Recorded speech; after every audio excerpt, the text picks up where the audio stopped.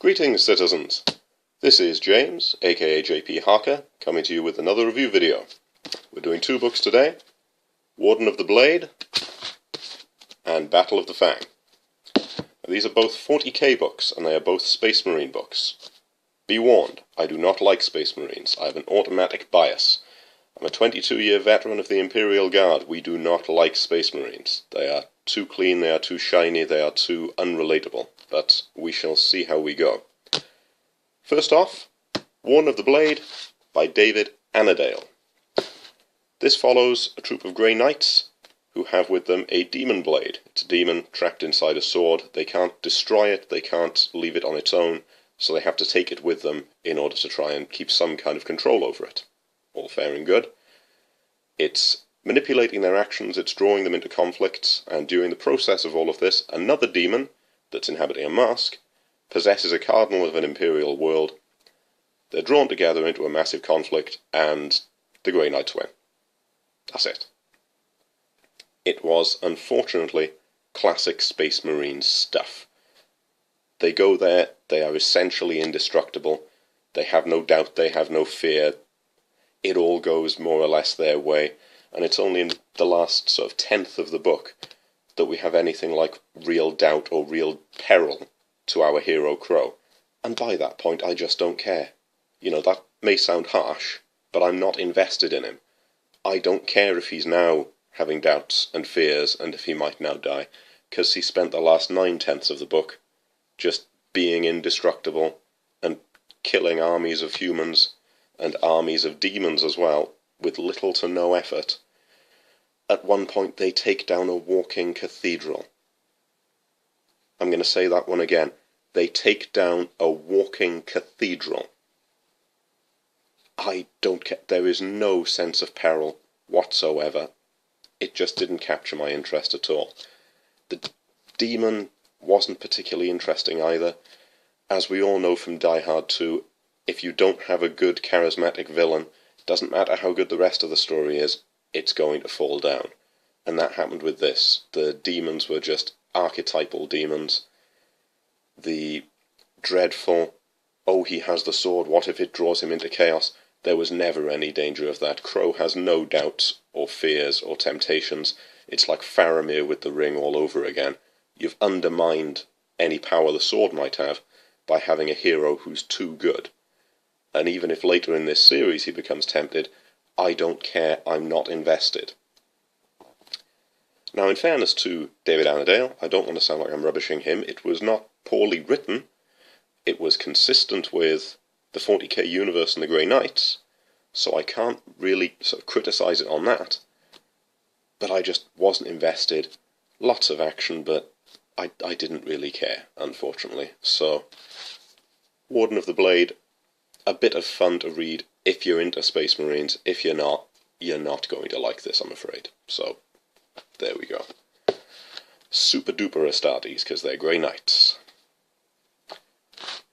On the other end of the spectrum, we have Battle of the Fang.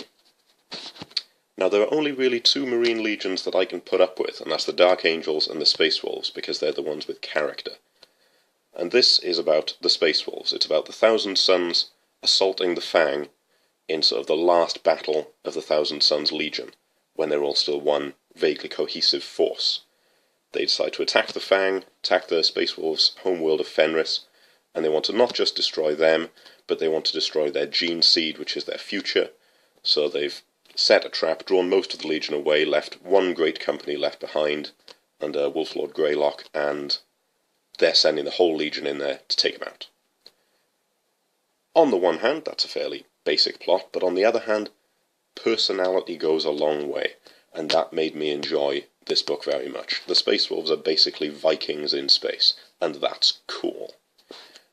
Chris Wright, who wrote it, that sounds strange, Chris Wright, who wrote it, he manages to get a nice balance. They're still Marines, they're still super soldiers, they're still something more than human, but the Space Wolves, they are imperfect, they have flaws, they make mistakes, they have consequences to their actions, and people die as a result of the mistakes they make, and they have to learn from their mistakes. and it makes them relatable, which I didn't have with the Grey Knights. I know I'm going like this as if you can see the covers that I'm pointing at, but I can see them, and that's all that matters. This is where the Space Wolf book is. This is where the Warden book is. But we had some real sympathy with the characters in this, and that made me like it. Yes, we had the awesome, cool, wolfy bits, and we had the Bjorn the Fell-Handed fighting Magnus the Red, which admittedly I'm already invested in because I'm already a 40k fan. But it managed to have all of the fun action and all of the "this is awesome" that you'd get from a good battle-y book. But it had that little bit of depth, because the characters were believable. It had the culture that goes behind it, and that was interesting. It had the Thousand Sons, who you have a little bit of sympathy for, because what's happened to them isn't necessarily their fault, and there's a sadness to them for the fate that they've got, and that they've been driven to becoming rebels. So that made this good. I would have liked to have seen some more of the Spire Guard, because a great part was we had the Space Wolf support troops, the Cardles, and we had the Spire Guard, and we had some POV characters on the Space Wolf side we didn't for the Thousand Sons. So that would have been quite interesting. And yes, bits of it were fairly predictable, but overall a much more enjoyable read, and I didn't spend the whole thing thinking, yes, we know you're awesome, yes, we know you're awesome, which we kind of got from the Grey Knights. So, overall, this may sound like I was bashing the one, but again, nothing against the writer. It was good writing, it just really didn't appeal to me. I would say the final analysis, so to speak, for this would be, would somebody who isn't already a 40k fan enjoy this book? Almost certainly not, because it's reliant upon you being invested in the Grey Knights and who they are and what they do, and in you buying into the fact that they're indestructible and have no real doubt, have no fear, just go in and do everything and it's fine. A new reader's not really going to respond well to that, I don't think anyway. Whereas Battle of the Fang, even if you're not a 40k fan, and even if, like me, you're not a Marines fan in general, there's enough in it to make it fun, to make it believable, to make it relatable, and for you to think, like I did, I want to read more about this, either from this author or about this subject. So, I'm sorry, there's got to be a winner, and the winner is Battle of the Fang. Congratulations, you win being flashed up again and recommended by me. That'll do for today's video. This has been James, aka JP Harker, and thank you for watching. I shall see you again.